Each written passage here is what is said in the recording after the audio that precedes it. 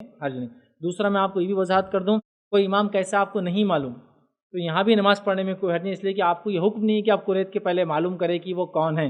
صحابہ اور تابعین کے اندر یہ نہیں دیکھا گیا کہ انہوں نے کسی کے پیچھے نماز پڑھی تو پہلے قریدہ ان کی زندگی کو سوالات پوچھے، اللہ کے بارے میں عقیدہ کیا ہے، رسول کے بارے میں، پھر نماز پڑھی۔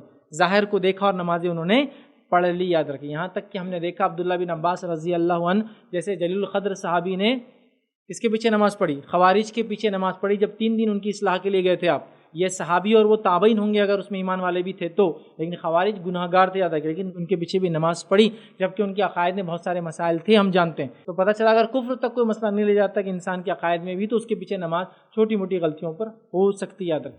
یہاں تک کہ چھوٹی موٹی ایسی غلطی کر دے جو بدعت کے درجے تک جاتی ہے لیکن وہ کفر تک نہیں جاتی ہے، جیسے کہ عبد الملک بن مروان کے زمانے میں لوگ اس کو پسند نہیں کرتے تھے کسی مسئلے کی وجہ سے، تو اس نے کہ نئی چیز ایجاد کی جو کہ بدعت ہے، وہ یہ کہ عید کے خطبے سے پہلے اس نے خطبہ دینا شروع کر دیا، اس لیے کہ عید کی نماز کے بعد لوگ بھاگ جاتے تھے اور اس کا خطبہ نہیں سنتے تھے، صرف اس کو کنڈمنیشن کرنے، اس کو برا بتانے کے لیے۔ تو وہاں صحابہ موجود تھے، اور جب عبد الملک بن مروان پہلی بار اٹھا خطبے کے لیے عید کی نماز سے پہلے تو پیچھے سے صحابی نے پکڑ کے کھینچا اس کو، لیکن اس نے جھٹا دے کے چھڑایا اور کھڑا ہو گیا، لیکن صحابہ میں سے کوئی بھی لوٹ کر نہیں گیا۔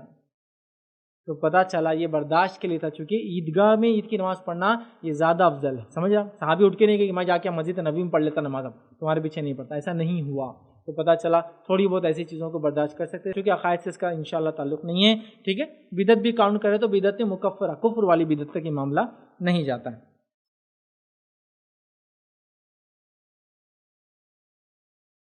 السلام علیکم، آپ بھی ہمارے اس کام میں تعاون کریں اپنی زکات و صدقات کے ذریعے۔ ڈونیشن ڈیٹیلز کے لیے ڈونیٹ پر کلک کریں۔ اگر آپ کو ہمارے ویڈیوز پسند آئے ہیں تو اسے شیئر کریں اور ثواب کے حقدار بنیں۔ روزانہ ہمارے ویڈیوز کو پانے کے لیے ہمارے یوٹیوب چینل کو سبسکرائب کریں اور بیل آئکن دبائیں۔ ہم سے دیگر سوشل میڈیا پر جڑنے کے لیے ویڈیو میں دیے گئے آئی ڈی کو سرچ کریں۔ جزاک اللہ۔